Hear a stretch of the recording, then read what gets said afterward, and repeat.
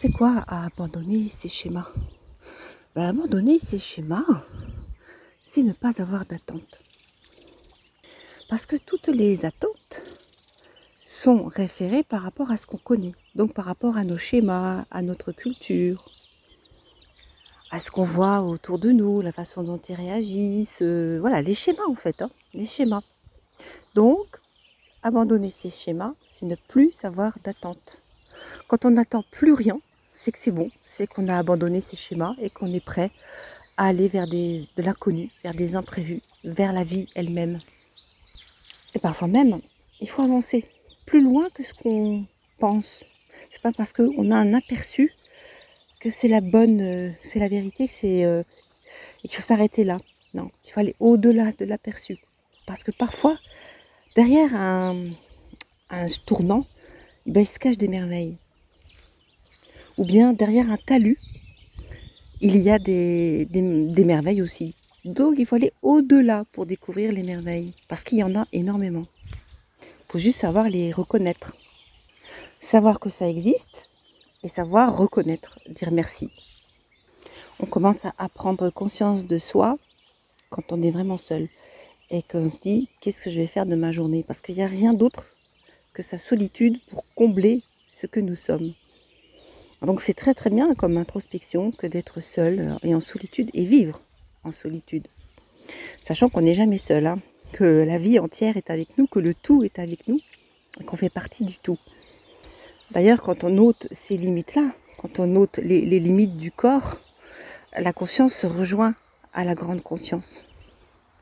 Et c'est là qu'on devient illimité.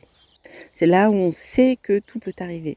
Que s'il y a quelque chose qui germe de nos pensées, ça peut arriver. C'est bien que le présent, on vit réellement. On ne vit pas à côté du présent. La solitude permet de ressentir le présent et de savoir que faire de son temps. Que faire de ses instants, que faire de sa vie. Le temps, c'est la vie. C'est en bougeant que les choses arrivent. Il ne faut pas rester statique. Allez vous promener, faites des pas. Peut-être pas dans la maison, mais plus à l'extérieur. Sortez de votre bocal. Parce que les énergies de votre bocal, elles y sont depuis longtemps, ça commence à tourner en rond. C'est important de renouveler ces énergies. Comment on renouvelle ces énergies? On peut très bien avoir sa maison, c'est pas un souci d'avoir un point fixe pour pouvoir avoir ses affaires et se retrouver à un moment donné, se retrouver là parce qu'il faut du repos, parce qu'il faut se retrouver avec soi-même, avec ses affaires, avec ses animaux. Mais quand on veut se recharger en énergie, il n'y a qu'une chose à faire, c'est partir. Et en plus, là, vous ramenez des nouvelles énergies chez vous. Hop. Et vous voyez, comment on peut dire ça? C'est quelque chose de cyclique. C'est le cycle de la vie. Le cycle de la vie fait que on part, on revient, comme la lune et le soleil. Hein. C'est pas qu'ils partent et qu'ils reviennent, c'est qu'en apparence, ils partent et ils reviennent.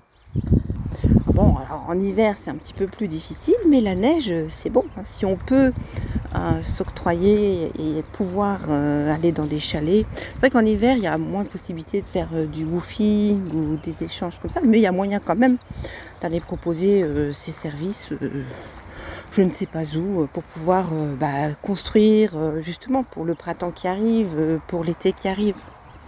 Donc là, je vais dans une ferme où on travaille 4 heures par jour pour une vie tout entière et on a un jour de libre, de battement, où on fait ce qu'on veut. Tout le reste du temps, on vit en communauté.